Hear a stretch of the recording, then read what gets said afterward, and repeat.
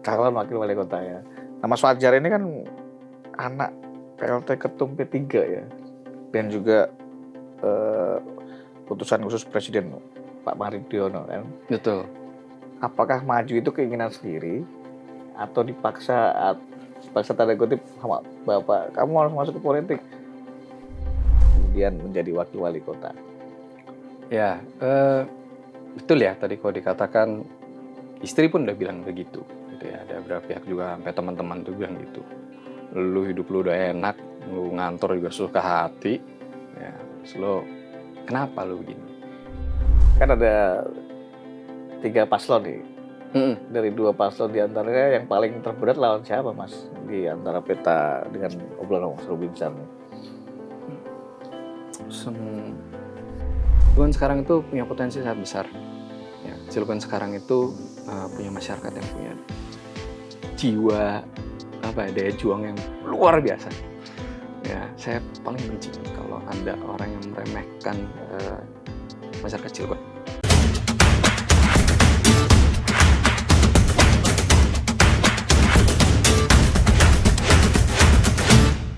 Assalamualaikum warahmatullahi wabarakatuh, Tribuners. Kembali lagi dengan saya Agung Yulianto Wibowo, Content Manager tribunbanten.com.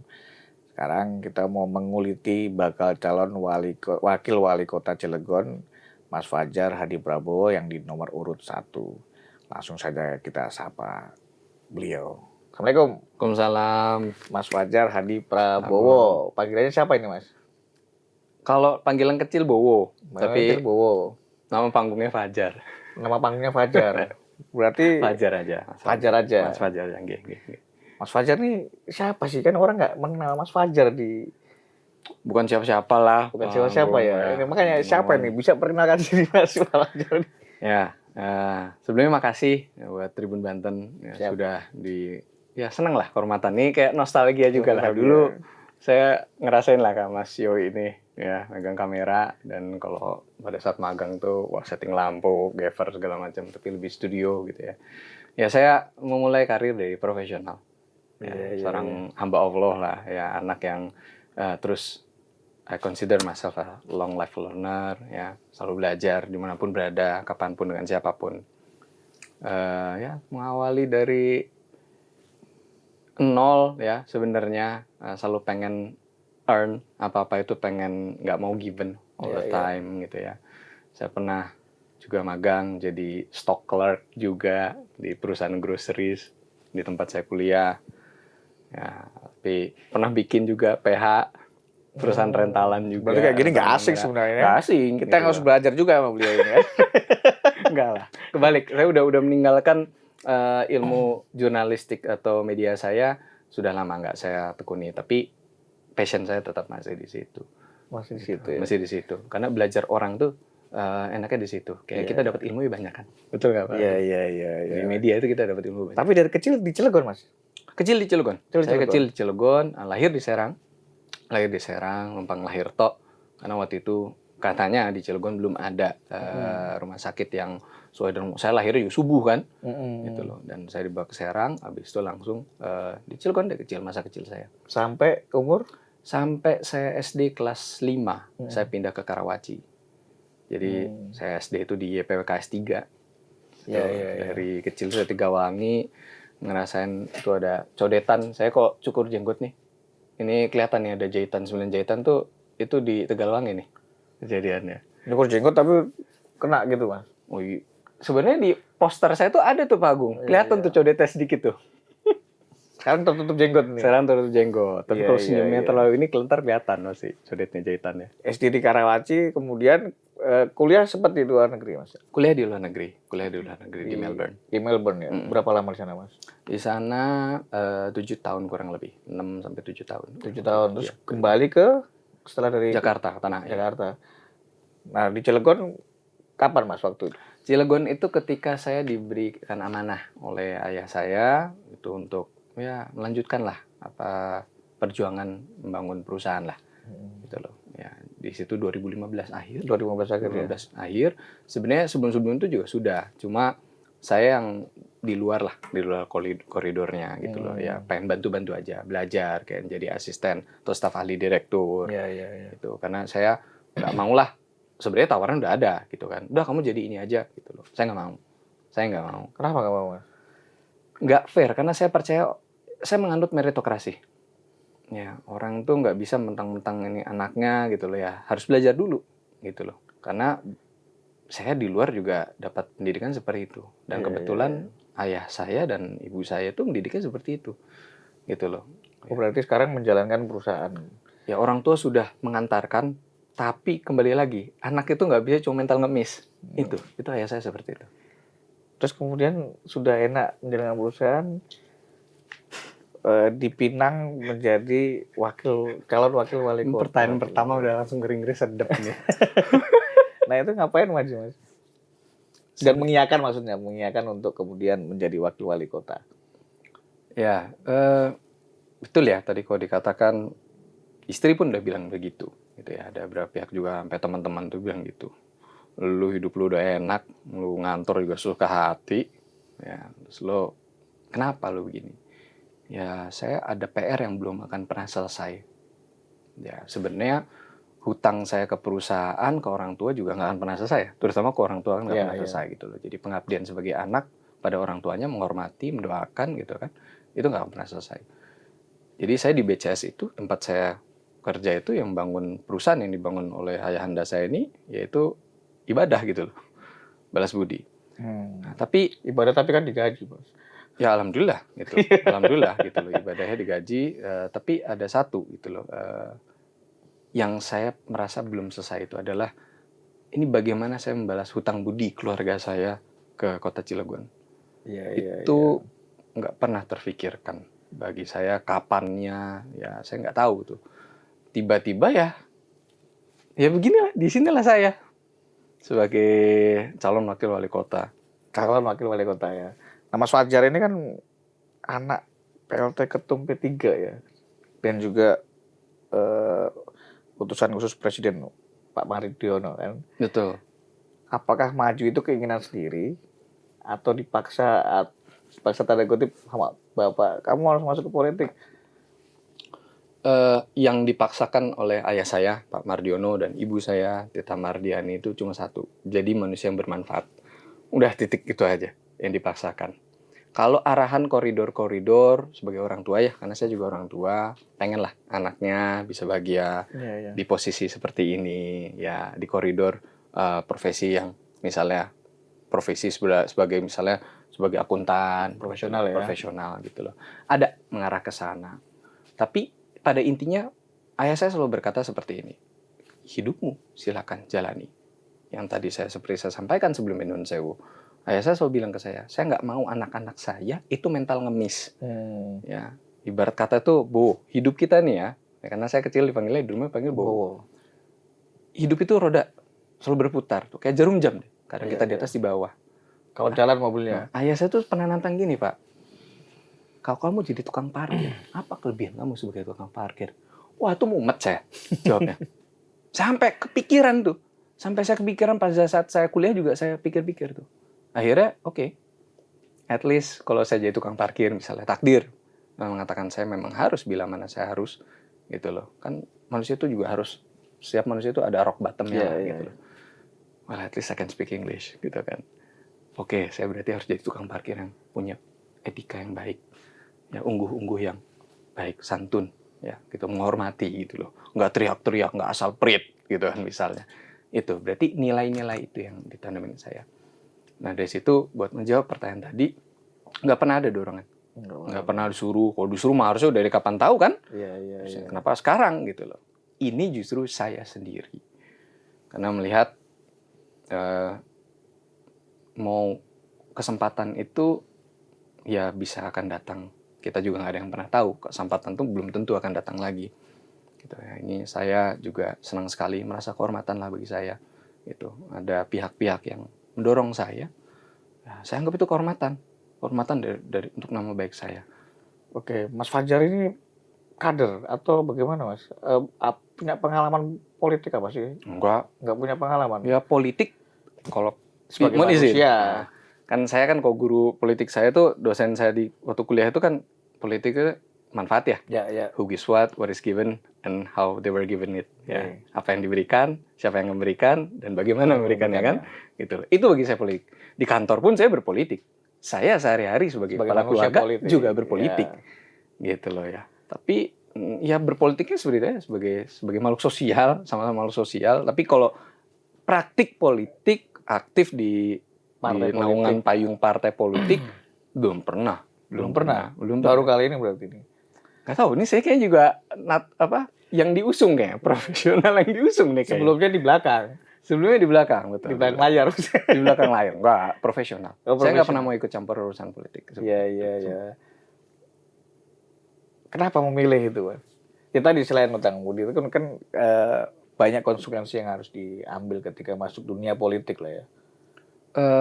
Saya melihat sekarang ini kalau kita hanya mengambil keputusan hanya menjadi terutama generasi muda ya, yang hanya berdiam diri, mengumpat untuk menyalahkan orang, menunjuk kanan ke kiri, salah si A, salah si B ini begini.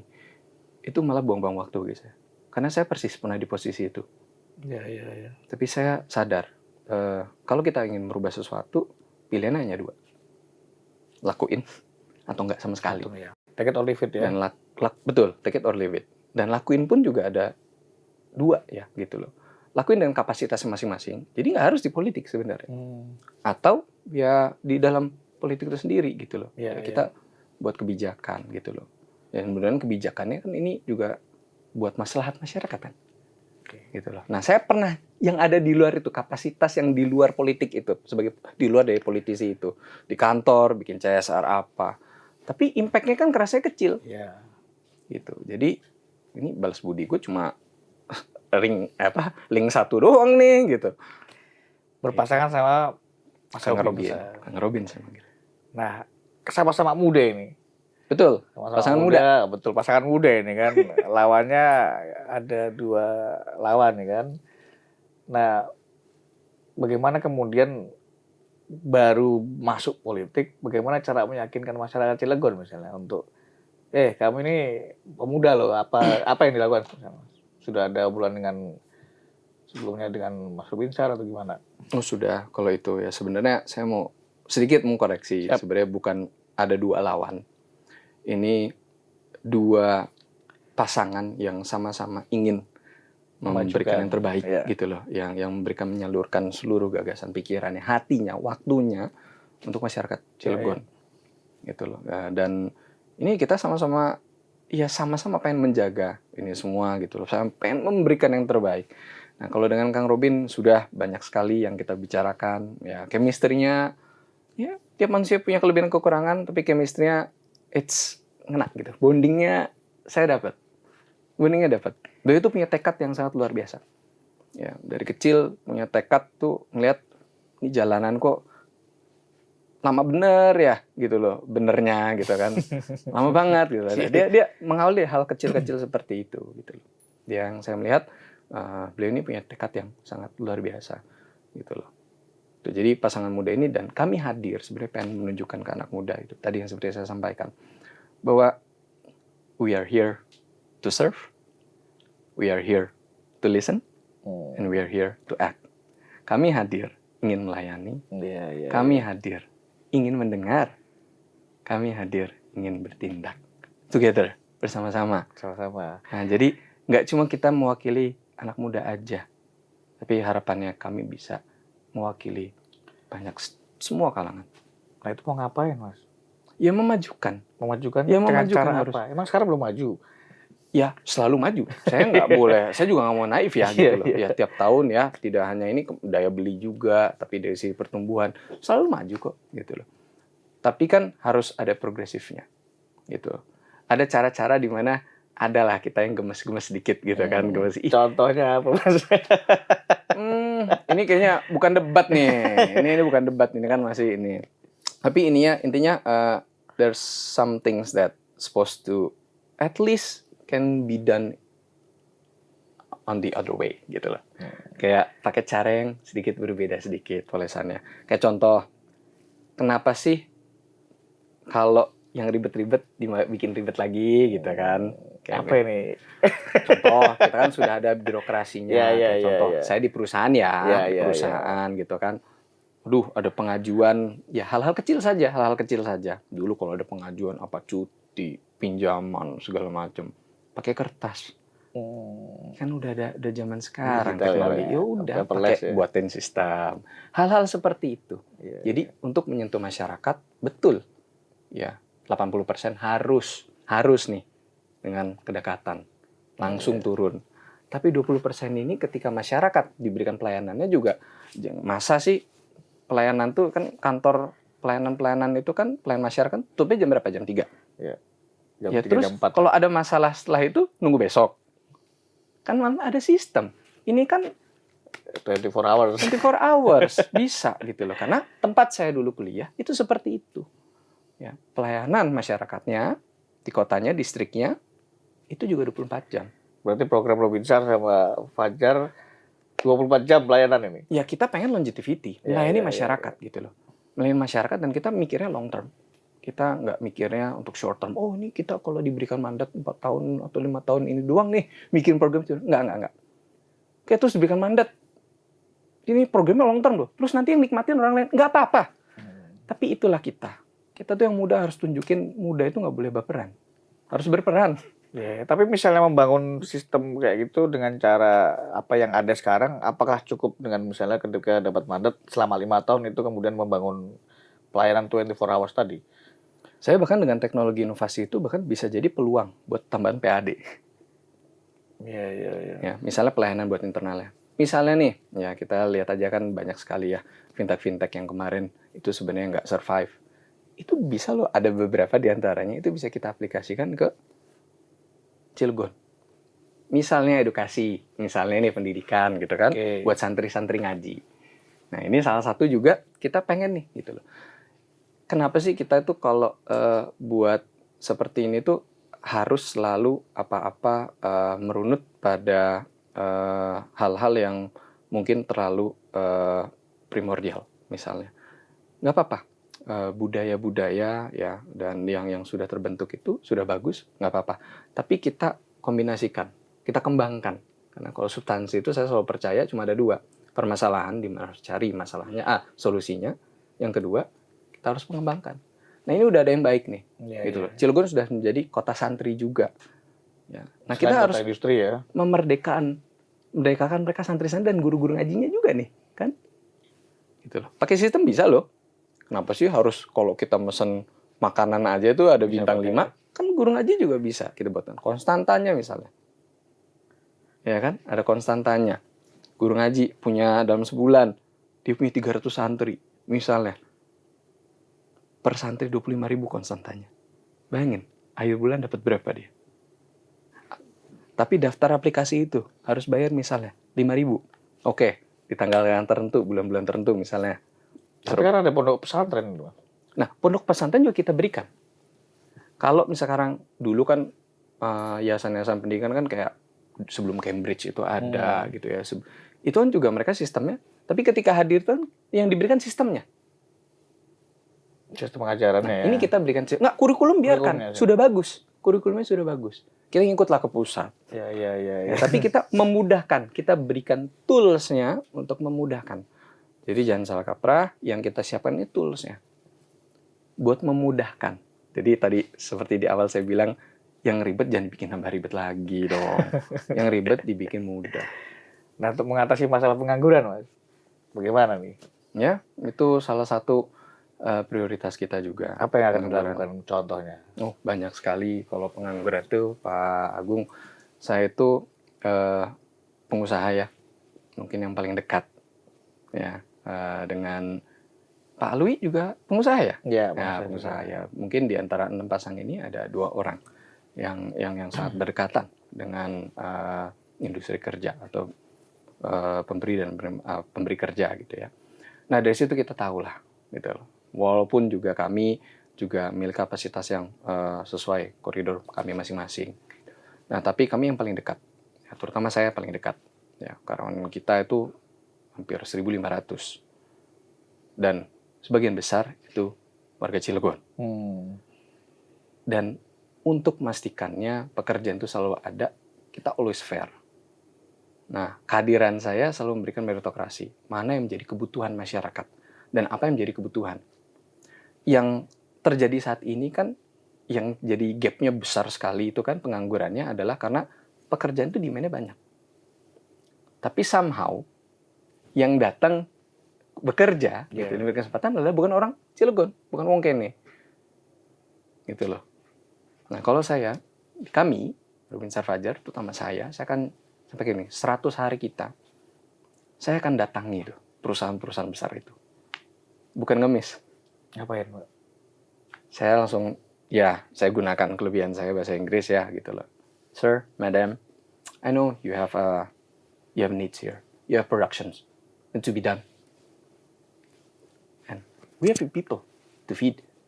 They have a family. Mereka punya keluarga. Why don't you give all of the peluangnya ke masyarakat wong kene. Instead of alih-alih keluar sana. Misalnya mereka bilang, tapi gue butuh kompetensinya ini. Yang gue butuh kompetensinya A. Di sini ready-nya cuma B. Oke. Itu yang harus dilakukan Pemkot. Kerja-kerja nyatanya. Dan visi misi kita itu, Pak Agung, itu kan namanya mewujudkan kota Cilegon menjadi kota yang maju, sejahtera, dan berkelanjutan. Nah, berkelanjutan itu adalah kita memastikan program-program nih dari pendahulu-pendahulu kita, dari wali sepuh, zaman wali sepuh, yang sudah baik kita implementasikan lagi. Kita tuh nggak mau yang anak muda itu, saya nggak mau lah yang program gue lebih bagus, program gue enak aja, program gue lebih bagus gitu. Udah nggak zaman sekarang. Nah, kita revitalisasikan tuh yang sudah baik-baik dari pendahulu kita. Bahkan yang sekarang pun kita lanjutkan dan kalau perlu kita revitalisasikan. Mas Fajar, berarti 100 hari akan menemui perusahaan-perusahaan tadi ya? Oh, kita bukan hanya menemui perusahaan-perusahaannya. Tapi kita 100 hari itu kita pastikan adalah ini masalah pengangguran, ini harus segera diatasi. 100 hari ya? 100 hari. Oke. Kalau dapat mandat, gajinya diambil, Mas? Enggak? Kenapa, Mas? Ya, seperti saya bilang di awal, saya balas budi. Ya itulah pengabdian ya seperti itu. Tapi kan sudah cuti dari perusahaannya kan? Atau kalau terpilih pasti resign ya? Saya percaya lebih baik, betul, kalau ada pepatah bilang lebih baik memberi dibanding menerima, ya saya percaya itu. Sangat percaya itu. Lebih baik memberi dibanding menerima. Lagi pula begini, kalau saja misalnya nih ya, juga Pak Agung bayangkan, ya mudah-mudahan sih kan tiap bulan tidak ada permasalahan ya, masyarakat semua sejahtera, amin, gitu ya. Itu yang saya harapkan. Tapi misalnya amit-amit, ya ada anak putus sekolah, terus orang tuanya juga putus lagi nganggur, gitu loh. Oke, berarti ada 2 PR itu, orang tuanya harus kasih kerjaan, terus anaknya juga gimana caranya. Sekolah anaknya harus tetap lanjut. Misalnya, kalau kebentur birokrasi, bantu-bantunya lama, paperworks, udah pakai pendapatan saya. Lanjut. Sekolah itu harus lanjut. Kesejahteraan itu kita bicarakan kesehatan dan pendidikan. Artinya tetap dialokasikan ya, untuk... Misalnya bulan ini, misalnya bulan depan, amit-amit, ada amit-amit ya. Ada yang sakit. Ya, kebetulan dia BPJS-nya tidak ditunggak terus, misalnya gitu loh. Untuk membayar tunggakan itu. Bayar. Jadi dia ada penanganan dan nggak bisa ditangani. Karena BPJS-nya ditunggak. Nah, terus Mas Fajar udah dapat uang dari mana? Minta istri kayaknya. Atau minta adik saya. Tapi alhamdulillah. Jadi intinya saya bersyukur lah kalau tadi pertanyaan pertama itu, ya alhamdulillah saya tuh bersyukur sudah diberikan nikmat sejauh ini. Ya tidak lain karena seizin ridha Allah ya, Gusti Allah, dan juga kerja keras orang banyak. Tapi kan kata seizin masyarakat Cilegon juga. Ayah saya membangun perusahaan dari nol di Cilegon, tangan kosong. Diterima pendatang, bangun sampai sekarang. Ada brandnya tuh, warna biru sama orange itu. Ya, dan itu kembali lagi, kalau aja masyarakat Cilegon tidak menerima ayah saya nggak mungkin bisa seperti ini sekarang. Bisa diberikan nikmat kehidupan duniawi yang seperti ini. Ya kalau buat pengabdian ya saya diajarkan ya seperti itu ya. Ya kalau pengabdian ya sungguh-sungguh gitu loh. Bukan hanya pokok tapi ya semuanya aja nggak apa-apa gitu loh. Ya. Mas Fajar bisa cerita nggak Hmm. pertama kali proses kemudian menerima pinangan Mas Rubinsar seperti apa? Apakah sebelumnya juga ada tawaran dari yang lain, Mas? Ya kalau dari tawaran pihak-pihak lain selalu ada. Eh, tapi saya selalu menghormati ya. Bagi saya kehormatan lah gitu kan. Nah, intinya saya dipinang dan saya merasakan ini tadi di awal saya sampaikan ini kesempatan bagi saya. Walaupun PR-nya memang sangat besar sekali gitu loh. Tapi masa sih orang tuh takut dari sebuah tantangan gitu? Masih sih orang tuh saya nggak dididik sebagai anak yang sebelum mencoba, sebelum melakukan terus takut memblay duluan. Nggak. Not me. Bukan saya.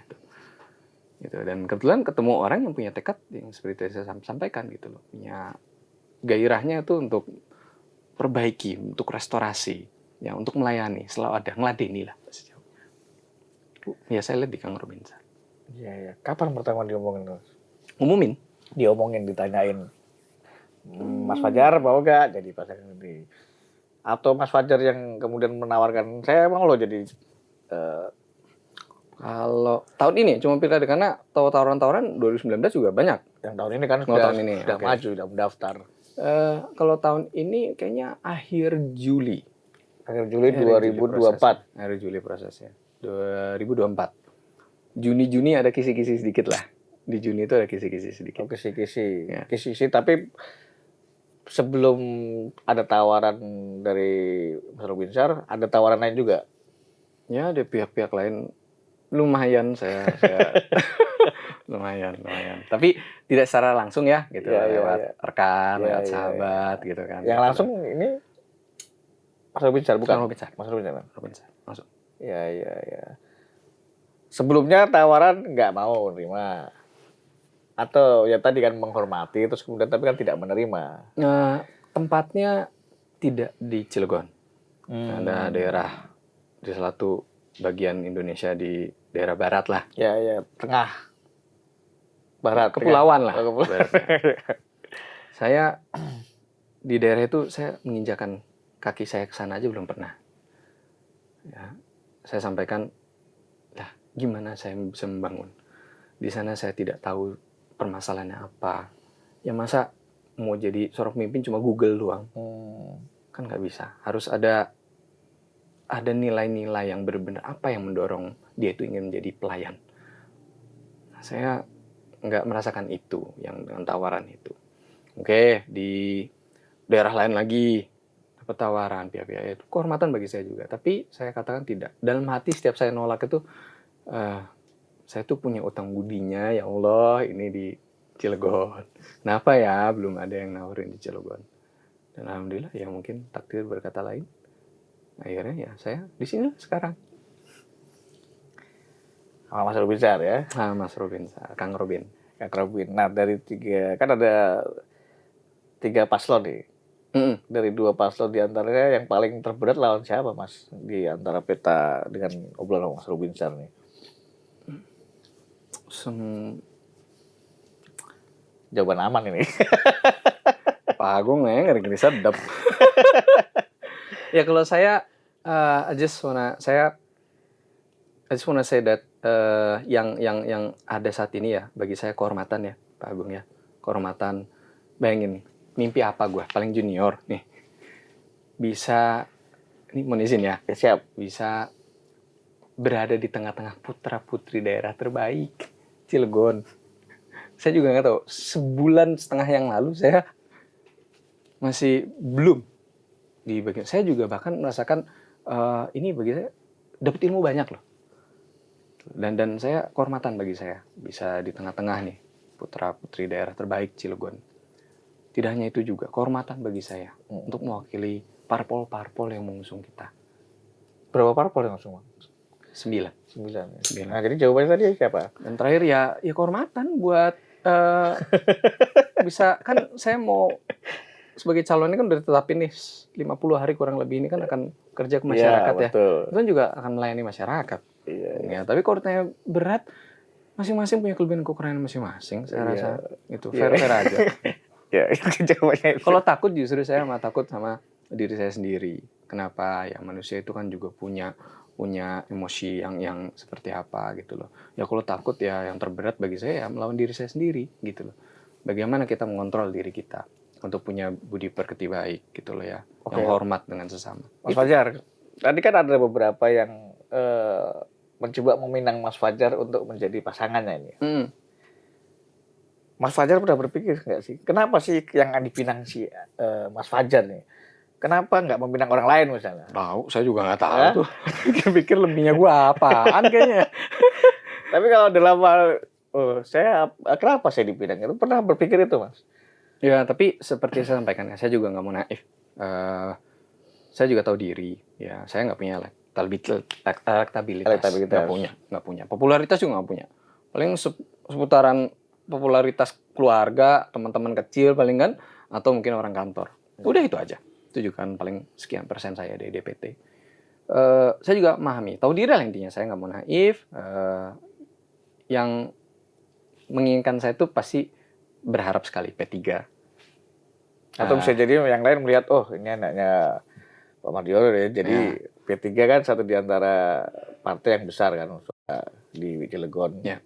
Terus kemudian mengajak Mas, apa pernah berpikir seperti itu juga, Mas? Ya, berpikir seperti itu dan bagi saya itu it's okay, wajar gitu kan. Ya. Kan parpol itu juga punya otonomi ya, masing-masing gitu kan, gitu loh. Caranya ideologinya masing-masing. Dan saya untuk bisa mewakili atau diusung oleh Partai Persatuan Pembangunan itu juga kehormatan bagi saya karena sadar atau nggak sadar darah saya itu ngalir hijau. Dari kecil itu. Ya, tapi syarat administratif nanti akan masuk kader atau gimana, Mas? Saya serahkan itu ke pimpinan. Pimpinan siapa? Ya, ayahanda saya dan mungkin ya sesuai ya dari DPC, DPW dan juga DPP. Tapi memang ada rencana keinginan dari Artian kesadaran sendiri, oh nanti akan saya masuk menjadi kader P3 gitu. Saya untuk memberikan pelayanan tuh dimanapun saya berada, ya itulah makhluk sosial ya, gitu loh. Harus memberikan maslahat, gitu loh. Dengan apapun kendaraannya, profesional maupun politik. Ya. Kalau memang harus saya dihijaukan lah, gitu loh. Kalau memang itu yang terbaik. Dihijaukan itu kan, dihijaukan berarti kan ya harus hijau kan. Maksudnya dari saudara sendiri. Ya kalau hati saya, darah saya tuh udah hijau. Ya. Hijau. Kalau harus hijau ya sudahlah, saya harus hijau sudah gitu ya. 6 prinsip Partai Persatuan Pembangunan, saya sadar atau tidak sadar, itu udah ditanamkan oleh ayah saya tuh dari saya kecil. Gitu. Karena yangkung saya juga itu dulu juga benar-benar simpatisannya Partai P3. Partai yang salah satunya dibangun oleh alim ulama gitu loh. Ya saya juga bisa berada di sini nih, itu juga karena atas didikan partai, para guru-guru, alim ulama juga. Gitu. Selain doa orang tua dan juga ridho Allah. Gitu. Itu yang saya yakini. Oke, Mas, kalau melihat Cilegon sekarang seperti apa, Mas? Cilegon sekarang itu punya potensi sangat besar. Ya, Cilegon sekarang itu punya masyarakat yang punya jiwa daya juang yang luar biasa. Ya, saya paling benci kalau ada orang yang meremehkan masyarakat Cilegon. Karena saya sendiri aja, dari kacamata atau dari koridor yang kecil aja, di perusahaan saya misalnya, ada anak IT misalnya. Apa yang tadi saya sampaikan itu terkejadian gitu. Misalnya kita juga saat ini absensi itu nggak pakai fingerprint, tapi pakai HP. Yang ngerjain itu orang Cilegon. Aplikasinya? Iya, codingnya, algoritmanya orang Cilegon. Iya. Itu saya sangat salut gitu loh, dan itu adalah bukti tersendiri bahwa orang Cilegon itu nggak bisa dipandang sebelah mata. Kita punya kelebihan. Oke, orang mungkin ada beberapa orang yang bilang gitu loh, terutama di ranah investor ya gitu loh. UMKM udah mahal banget. Tapi lihat orangnya dulu dong. Orangnya juga kayak akan ilmu, akan pengalaman nih. Dan terpenting tuh jiwa daya juangnya tuh besar sekali. Gitu loh. Dan ibaratnya tuh kalau pekerja keras, hard worker. All of them. Bayangin, udah tua. Saya ada nih orangnya, kita sebut aja Bapak Karyono, gitu loh. Udah umurnya 60 tahun, udah pensiun, tapi udah nerima uang pensiun, gitu. Tapi dia malah tetap masih pengen berjuang. Anaknya padahal udah kuliah, udah kerja. Tapi bagi dia itu, kalau orang Cilegon itu, mungkin itu ngerasa, gue diem malah gue sakit. Gue harus berkarya, gue harus bisa bermanfaat bagi sesama. Itu saya rasain banget. Oke. Mas Fajar, maju sebagai wakil wali kota berpasangan dengan Mas Ruby Sarah. Modal berapa, Mas? Nawa itu.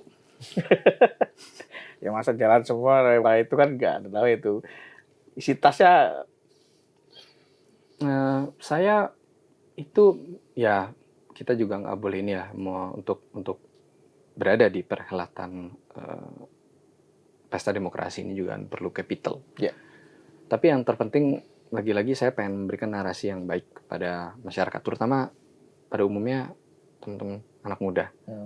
Bahwa yang dibutuhin itu sebenarnya pertama, kalau saya nawa itu, ya, terus restu dari orang tua, terutama ibu saya, mama. Yang ketiga itu berani.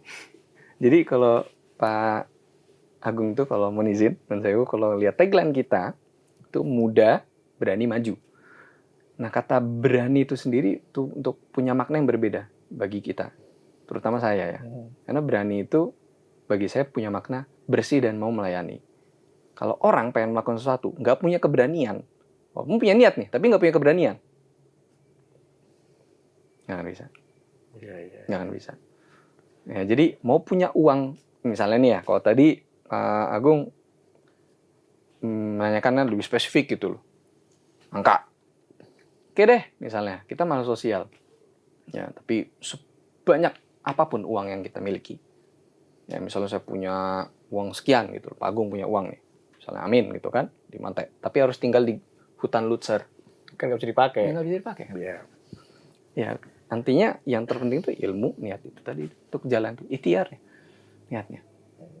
Tapi kau punya niat, dan kau punya niat, nggak punya uang pun, pasti akan survive. Di hutan nggak punya duit, Ya, punya duit juga nggak bisa bermanfaat. karena nggak punya niatan ya, karena mikirnya udah mikir, oh gue pakai duitnya buat apa? Ya, Gue pakai ya. duitnya buat apa? Ya? Tapi kalau dia di situ nggak punya duit, niatnya adalah gue harus survive, Ya. gue harus keluar dari sini Ya, misalnya, ya. gitu loh. Atau gue harus nemu air, gue nemu makanan. Itu kan yang Ya. terpenting kan. Dia akan berusaha, itu otomatis kakinya itu akan bergerak sendiri. Iya. Tapi kalau yang punya duit cuma melukin duit doang gitu, yang ada dia ya ujung-ujungnya juga mati kelaparan. Duitnya dimakan. Iya, malah bukan duitnya dimakan, dia dimakan. Gitu. Iya, Jadi iya. bagi saya yang terpenting adalah nawa itu sih itu. Dan orang tua itu ada terutama restu ya dari mama. Kalau saya itu yang terpenting. Masalah capital, ya saya kaget bayangin banyak orang juga yang bantu, gitu loh. Ya, yang kami melihatnya juga, waduh, semangat inikah, gitu loh. Ya, masyarakat itu ya itu makanya bagi saya lagi-lagi tadi suatu kehormatan. Gitu. Ya kalau kapital ya selalu adalah saya nyampaikan, saya juga harus memberikan narasi pada masyarakat muda ini, yuk kita nggak boleh naif, gitu loh. Memang diperlukan. Kan pernah ada yang bilang kalau nggak salah orang yang miliki kapital mumpuni itu bisa maju di politik gitu misalnya. Atau orang yang punya social capital juga bisa, gitu loh. Jadi capital mana? Kalau saya, oke, saya mungkin kan juga saya nggak mau bilang nanti gue kan LKPN saya juga udah konsumsi publik kok sekarang. Gitu, silakan publik yang menilai. Iya.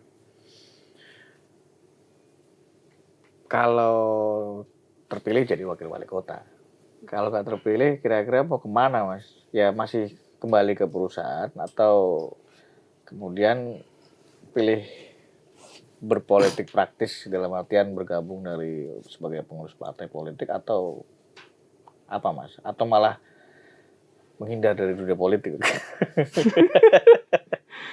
Ya, yang jelas saya tuh percaya Al-Muqtadir ya, Gusti Allah itu Maha Penentu, ya kan. Ya, ini sebenarnya Allah itu pasti udah tahu, udah tahu siapa yang akan memimpin. Jadi kami 3 paslon ini berikhtiar nih. Karena tanpa ikhtiar tuh nggak bisa tercapai gitu kan. Ini tujuannya di sini. Ya kalau dikatakan enggak, memang bila mana dia tidak dihendaki gitu kan, ya mungkin saya percaya itu yang terbaik buat kami gitu. Dan kami harus legowo dan harus mendukung siapapun yang terpilih, karena kan perhelatan demokrasi itu kan untuk rakyat, ya kan, bukan untuk kita berenam nih, bukan gitu, untuk masyarakat gitu loh. Nah itu yang terpenting, dan saya di situ berharap sekali masyarakat itu harus bahagia, harus happy, nggak boleh dibentur-benturkan oleh isu sara atau isu hoax atau diadu domba dengan isu sara atau isu hoax. Masyarakat harus adem, karena lagi-lagi yang kita lakukan ini untuk masyarakat. Nah, Mas Fasid mau kemana nih?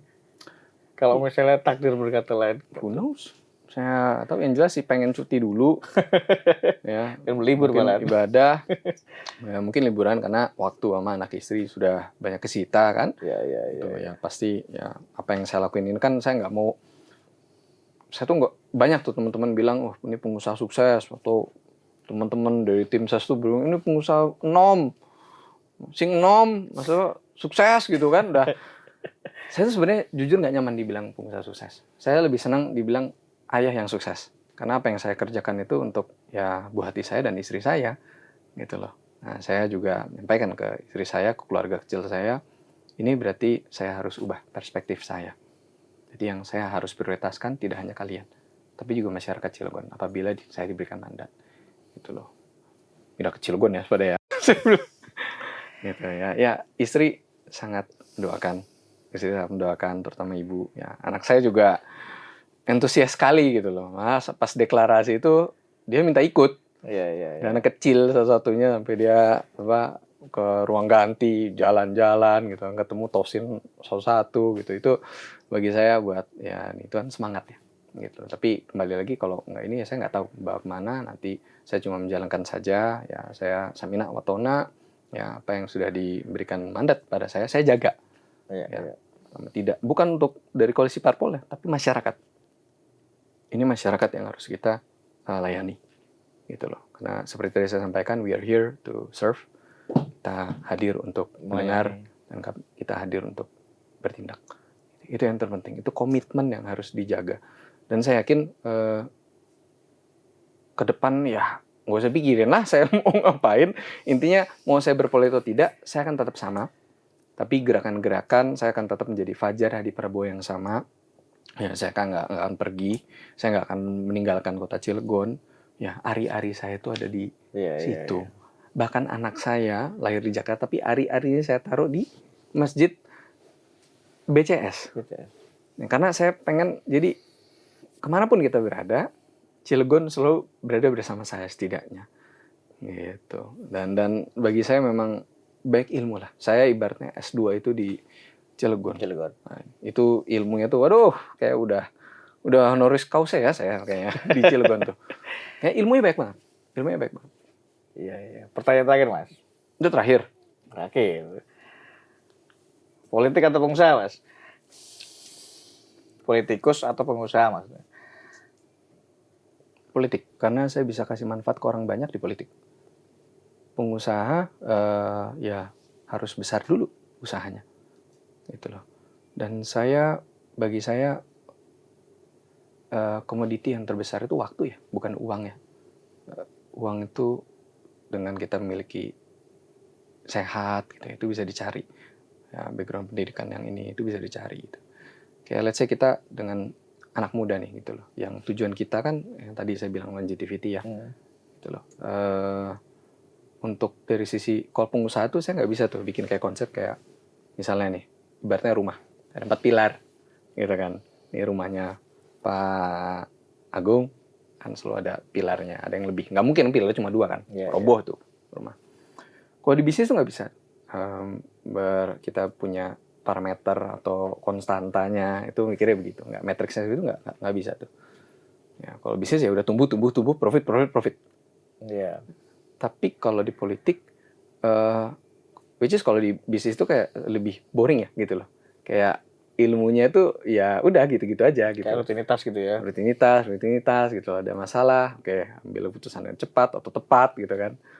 Tapi kalau di politik itu harus benar-benar persistence dan benar-benar itu harus nggak cuma ini ya kan. Kita mengawali nih masa ini kan berarti kampanye ini masing-masing pada pakai pikirannya kan. Iya. Ya. Tapi kalau kita pakai hati nanti harus. Karena kalau dengerin telinga itu bahaya. Kalau ikuti intuisi itu adalah melakukan hal yang baik. Kita melihat. Gitu loh. Nah, misalnya tadi kita bicarain 4 pilar ini nih. Ada 4 pilar di rumah Pak Agung ya. Pilar paling kiri itu kan kesehatan. Kiri bawah pendidikan. Ya. Nah, yang kanan ini bagi saya spesial nih. Karena bagi saya substansi itu ada 2 selalu. Yang ujung kanan atas itu permasalahan. Yang ujung kanan bawah itu pengembangan. Tiap rumah beda-beda kan tuh masalahnya kan. Ya kan, masalahnya beda-beda. Nah, masalah itu harus cepat cari solusinya. Nah, kalau kami Rubinsar Fajar, terutama saya juga, itu concernnya adalah gimana caranya kita, kenapa tadi saya bilang di tengah itu harus menciptakan politik yang jangka panjang, kebijakan yang jangka panjang.